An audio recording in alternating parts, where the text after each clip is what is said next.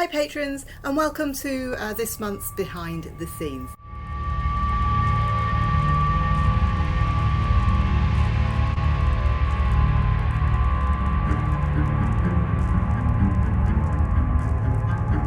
The most famous of the fairy tale collectors, which I think most people have heard of, are Wilhelm and Jakob Grimm. They came from a family of 5 brothers and a sister. Their father died when they were young, but their aunt had connections with the royal family and was able to financially offer them support and secure the brothers a very good education. They originally trained as lawyers, but when Napoleon did invade, he brought with him new laws, and so that meant that the brothers were unable to get jobs as lawyers. Again, their aunt stepped in to help and secured the brothers good jobs and positions within society, but life was still very hard. When their aunt got them jobs, they moved to Cassel, and there they discovered the Wild Sisters, whom they lived next door to. This is where many of their stories came from, and they did not, as many think, travel around the country collecting tales. In fact, quite the opposite. There were several middle-class women who sent them stories through the post, stories which they most likely heard as they were growing up from their nannies. The first edition of Kinder- und Hausmärchen was published in 1812, and there were 86 stories in total. But by the 7th edition in 1857 there were 211, and there had been many, many changes. Their publisher told them they were not making money, and that they needed to make the stories make money. And to do this, they needed to make them more palatable. This meant bringing them in line politically and socially with the visions of the time, removing pregnancy and sexual promiscuity and replacing it with violence. Their first publishing deal was not a great one. They didn't have a contract, and they made no money, or they were told they made no money. It made money for the publisher. But later, they found a more reputable publisher, and subsequent versions with this publisher did make them a return on their work. So, what are my top 5 very grim fairy tales for October?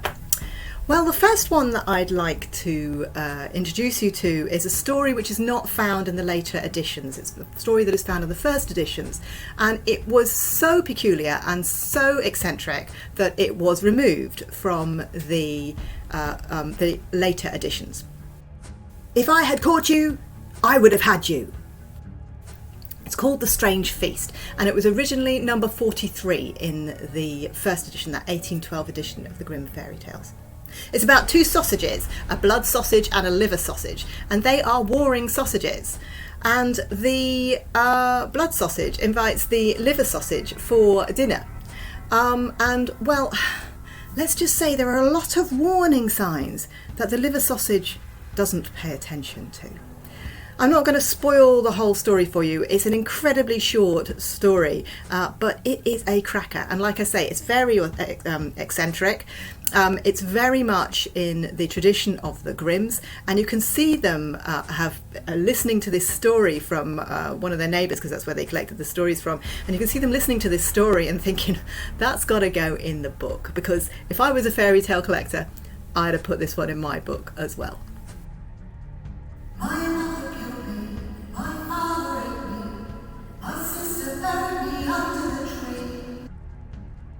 The Juniper Tree is one of the most famous Grimm fairy tales. It's not a nice tale, it's a dark tale, so it's definitely one for this time of year. It examines infanticide, and it looks at a family trying to deal with this death. Of course, it does this in a very arm's length kind of way. The mother, who was a mother and then becomes in other versions a stepmother, kills her son and ropes her daughter into the whole plot because she tells her daughter that it was her that killed her brother. So the daughter is racked with grief, the mother is weaving this plot, and well, it's One of those stories that has the motif of your sins, the things that you do wrong, coming back to haunt you. And in this story, they come back to haunt the family in the shape of a small bluebird, which sits in a juniper tree. I'm not going to tell you any more about that, but obviously the mother is found out. But it is a brilliant tale, and it's one that I shall be telling this season. Be bold, but not too bold, lest your heart's blood run cold. The next story that I'd like to recommend for you is called The Robber Bridegroom in the Grimm Fairy Tales versions. The version that I tell is called Mr. Fox, which actually comes from Joseph Jacobs' collections. But this story can be found in many different collections, and it follows the same pattern. So the Robber Bridegroom is exactly that, a widower's daughter is married off to what appears to be a very rich, well-off, well-positioned man. What comes out of that is obviously entirely different. It's a wonderful plot, and the way I tell it is that the daughter does get the better of this robber bridegroom in the end. My next choice is actually a set, 3 tales, which are, again, very eccentric tales of the Grimm brothers, and they actually survived all of the versions, so they do appear in the versions.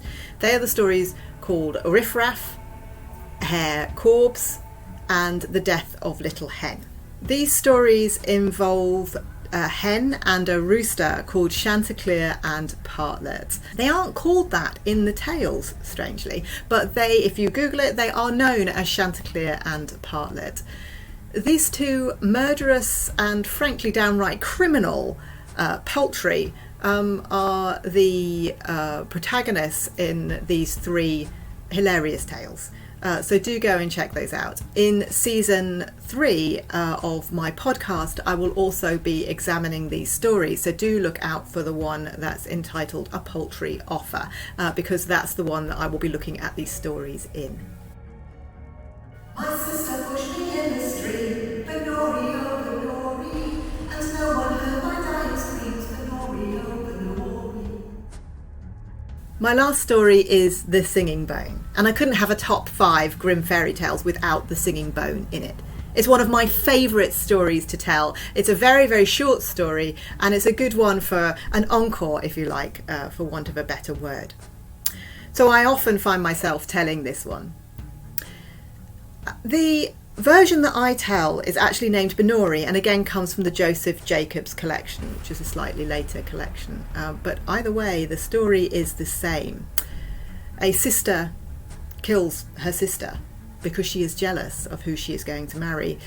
And, well, as in the juniper tree, she too is found out by, shall we say, the unearthly means. It doesn't end well for her, unfortunately. But it's a great story, so do go and check that one out. So now I've given you these top 5 stories to go and find. Where are you going to find them? Well, the Grimm fairy tales, they are not in copyright, so you will find them on the internet under Pitt Education. So if you Google that, you'll find them there. And you will also find them on an excellent podcast, which I have recommended before, which is called Grimm Reading. And that is run by a couple of guys called Matt and Adam, and they do an excellent job of reading the Grimm stories and analysing them as well. So you'll find all of those stories on Grimm Reading. They're all there. I'll put the links down in the post so that you can find them. I do hope you've enjoyed this little behind the scenes. If you have, give it a thumbs up and let me know what you think. If you have read a lot of the Grimm fairy tales before, do let me know which one you think is your favourite as well and is a good one for this time of year. I hope you're all having a wonderful autumn, and I'll see you again soon. Toodle pip!